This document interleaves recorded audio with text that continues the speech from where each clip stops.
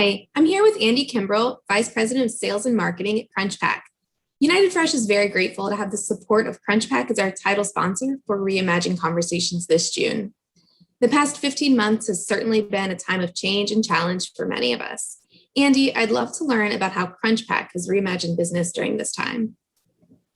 Thank you, Erin. I want to start by thanking you guys for having us and our long-term partnership with United Fresh. CrunchPack, it's been an interesting year for us, just like everybody else. At the beginning of the pandemic, everybody kind of looked at one another and looked in the crystal ball and said, hey, where are we going? What are we going to do? And just sort of slowed everything down. Went back to the basics of what built CrunchPack in terms of, it's about the fresh, raw product, innovation, and quality and service at the end of the day. Initially, it was all about the safety of our employees and our food, keeping everyone at the plant safe and the office safe. And then it transitioned into, sort of logistical challenges in production, making sure we could safely produce with the folks in close proximity. And then further down the line, we saw challenges with our different sales channels, food service. A lot of the restaurants were closed. Schools is a big part of what CrunchPack does in terms of selling directly to schools, but also a lot of our products are geared towards kids. We have a lot of licensed product with Disney, Nickelodeon, Warner Brothers, healthy snacking for children. And so with them not being in school, there was a little bit of unease in terms of where we were going to go with all that product. But as things unfolded, we realized that, everything was going to be fine. We did well. Our product line is pretty diverse. I think we realized everything would be fine and kind of marched forward. The retail side of things was also very interesting as retailers went deeper into sort of need-based goods, garlic and toilet paper and baking goods. It definitely changed the snacking part of our business. So we just had to really kind of be vigilant and agile, I think is probably the best word to put it. The other part, sort of, halfway through the pandemic, we had to kind of look at ourselves and decide, how are we going to reimagine this company? What are the new challenges that we have? What are the new opportunities that we have? I think the biggest opportunity that came about was the digital marketplace. In my previous life, I come from footwear and apparel. They have for a decade been really working on the digital marketplace. So coming into produce, it seems like there was a little catch up being played with the produce market.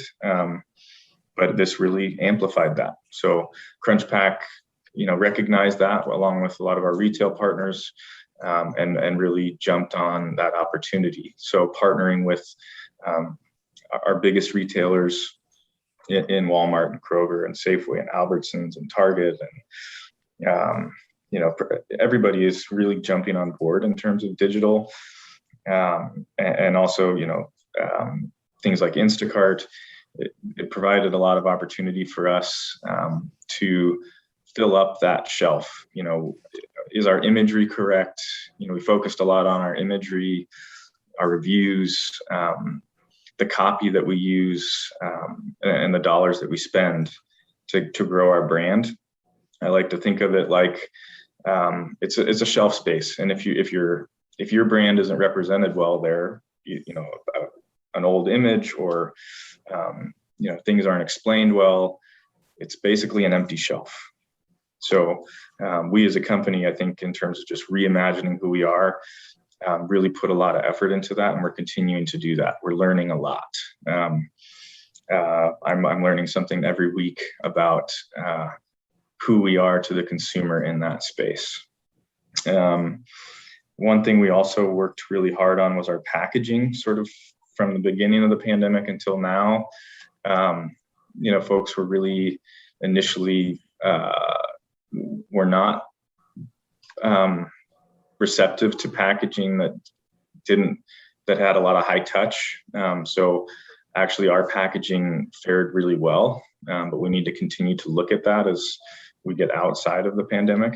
Our business has started to recover kind of midway. We actually saw a lot of the food service that we work with, like Chick-fil-A, for example. They worked really hard throughout to kind of service their customers. The other interesting part sort of through this was the stop and start nature of schools. And we really had to reimagine how we produce our products in the plant. So it's really easy to just produce the same thing every day, but with the stop and start nature of schools and retail, we had to become more agile, more nimble at the plant, being able to shift gears quickly based on the stop and start nature of the economy and our biggest retail partners. I think we're better off today than when we started in terms of our ability to produce a wide variety of SKUs and deliver quickly and safely to the whole country. I think the other part I would say is where we're at now, as we're kind of, we've done a full calendar year lap with the start of the pandemic. There's new challenges that are coming up, also new opportunities. The new challenges I think that everyone is seeing right now is labor shortages are pretty heavy right now. We're getting creative there. So how do we bring in employees that are going to be long-term assets to CrunchPack and to our brand? And that goes from production to the marketing team to the sales team. We found a lot of good people, and we're having to think differently. The other part about where we're at now is back to school seems very much in play. So a lot of our retail partners and marketing for the back half of the summer and back to school we're really excited for it. The demand is there. The orders are there, the placement's there. We're just really excited for everybody to get back to school.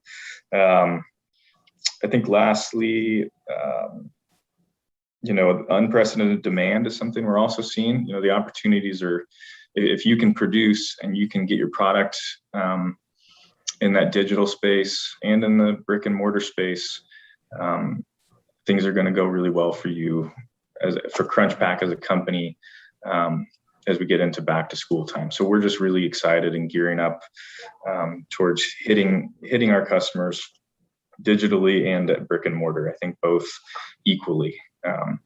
So that's kind of where we're at. We've worked really hard to keep our business diverse, focusing on the digital space, and then still maintaining what built CrunchPack at brick and mortar with our retail partners. So that's kind of our story from start to where we're at today. Well, that's quite a lot. Thank you so much for sharing your story, Andy. And a lot of what you've touched on are certainly topics we'll be covering this June. So thank you again so much for your support of Reimagine Conversations. That's our month-long solution for keeping the industry connected and discussing some of the challenges that you've mentioned as we move forward.